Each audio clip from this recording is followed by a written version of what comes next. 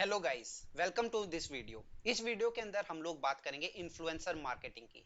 Influencer marketing होता क्या है बेसिकली? जब आप अपने प्रोडक्ट को, अपने सर्विसेज को प्रमोशन कराते हैं कुछ ऐसे लोगों से जिनके पास बहुत बड़ा क्राउड बेस है, तो उन लोगों से जब हम प्रमोशन करा रहे होते हैं, इसके अंदर एक प्रोसेस आती है पूरी पूरी, जिसको हम लोगों को फॉलो करना होता है ताकि अच्छे से अच्छी जो हमारा कंटेंट क्रिएशन हुआ है, जो पूरी पूरी प्रोसेस फॉलो की है हम लोगों ने, वो अच्छे से बेस्ट तरीके से हो सके ताकि ज्यादा से ज्यादा रीचेबिलिटी और वायरलिटी हमारे कंटेंट में हो।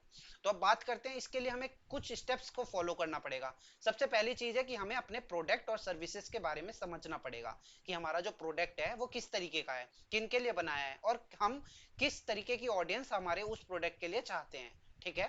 जब हमारा ये सारे क्वेश्चंस की क्लैरिटी हमारे पास होगी, उसके बाद हम डिसाइड कर रहे होंगे कि हमारे लिए किस जोन के अंदर बेसिकली कहाँ पे हम इसको सेल करने वाले हैं। अगर एनसीआर के अंदर सेल करना है, पूरे इंडिया के अंदर सेल करना है, या फिर हम आउट ऑफ द कंट्री, मतलब जो ऑन साइड कंट्रीज हैं, जैसे कोई भी हो सकते हैं, यूएसए वगैरह का मार्केट हो गया, तो हमें अगर वो कैप्चर करना है तो हमें इसका क्लैरिटी भी हमारे पास होनी चाहिए। इसके बाद हमारा दूसरा क्वेश्चन आता है कि हमारे लिए बेस्ट इन्फ्लुएंसर कौन होगा।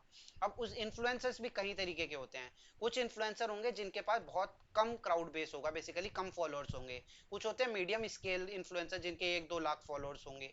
उसके बाद आते हैं लार्ज स्केल इन्फ्लुएंसर्स जो बहुत बड़े लेवल के होते हैं, या एक्टर्स वगैरह कह सकते हैं, जिनके पास मतलब बहुत ज़्यादा फैन फॉलोइंग है, और अगर वे कुछ कहते हैं तो उनकी बात को लोग समझते भी हैं और मतलब उसको फॉलो भी करने की कोशिश करते हैं, फैन बेस बेसिकली कहते हैं। तो अब अगर बात कर रहे हैं कि इन्फ्लुएंसर मार्केटिंग के लिए हमें बेस्ट इन्फ्लुएंसर अगर पता करना है, तो हमें सबसे पहले अपने प्रोडक्ट के बारे में जानते हुए हमें फिर डिसाइड करना है कि मार्केट कौन सा है। उसके बाद हम डिसाइड करेंगे उस जोन का सबसे बेस्ट इन्फ्लुएंसर्स कौन कौन है। उस लिस्ट में भी हम डिसाइड करेंगे कि उनका कंटेंट किस तरीके है। जब कंटेंट की एनालिसिस होगी तो हमें पता चलेगा कि ये वाला कंटेंट हमारे लिए सूट कर रहा है कि नहीं कर रहा है। बेसिकली हो सकता है कोई सिर्फ मतलब डांसिंग और उन सब की वीडियो बना रहा है, उनसे आप किसी चीज की प्रमोशन कराएं, शायद ज्यादा रीचेबिलिटी ना है।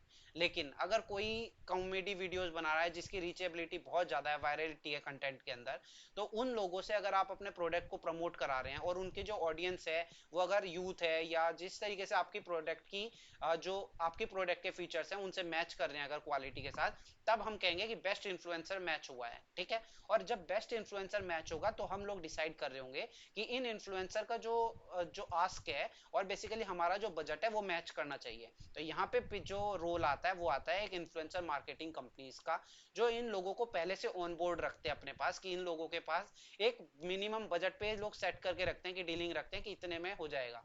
तो जब आपकी डीलिंग हो रही होगी तो ये लोग क्या करेंगे कि आपको बेस्ट रेट पे ये आपको इन्फ्लुएंसर प्रोवाइड कराएंगे। ठीक है।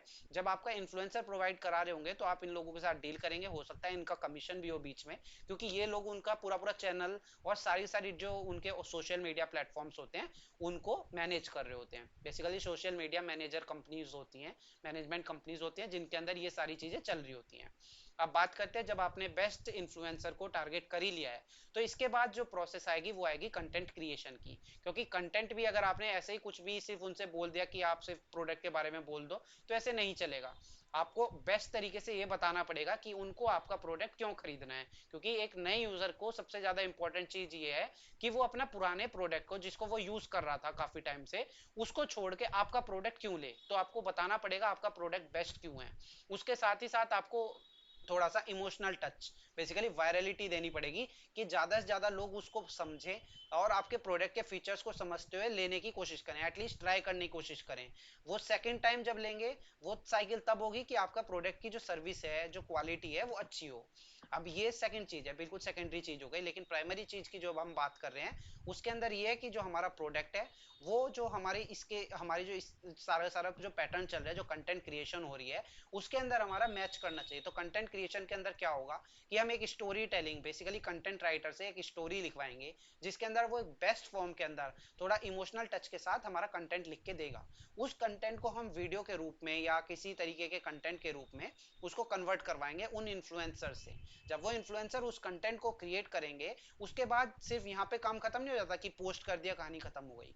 इसके बाद जो प्रोसेस शुरू होती है वो होती है एडवर्टाइजिंग की, सर्च इंजन ऑप्टिमाइजेशन की, और कैसे बेस्ट कीवर्ड हमारे वीडियो के अंदर यूज किए जाए।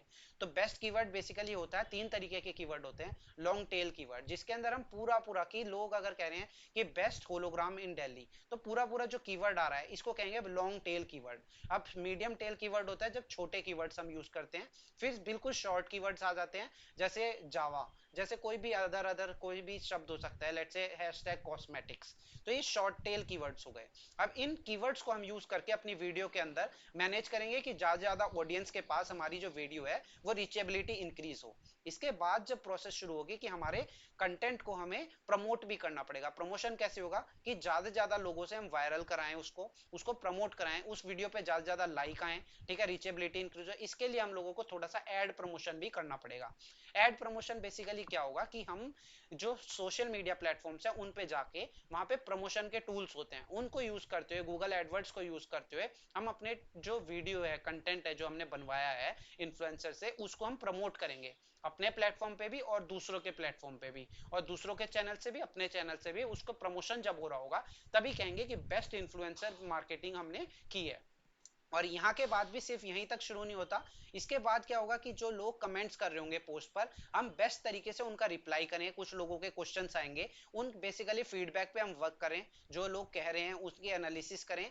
और ये सारी प्रोसेस जब कंप्लीट होगी तब हमारे पास एक बेस्ट मार्केट फिट प्रोडक्ट आएगा। उस बेस्ट मार्केट फिट प्रोडक्ट को ही बेसिकली कहेंगे कि हमारा प्रोडक्ट इतना काबिल हो गया है कि वो से ऑटो सेल मोड पे चला जाएगा। बेसिकली क्या होगा, लोगों को ज्यादा से ज्यादा पसंद आएगा और वो लोग उसको खरीदेंगे भी। और अगर रिपीटेड ऑर्डर चाहिए तो इसके लिए आपको क्वालिटी और कंटेंट, जो आपका जो चीज है बेसिकली जो प्रोडक्ट है सर्विस है, वो क्वालिटी उसकी बहुत अच्छी होनी चाहिए। जब क्वालिटी अच्छी होगी तो अपने आप ही वो प्रोडक्ट बार बार रिपीटेड ऑर्डर भी जाएगा।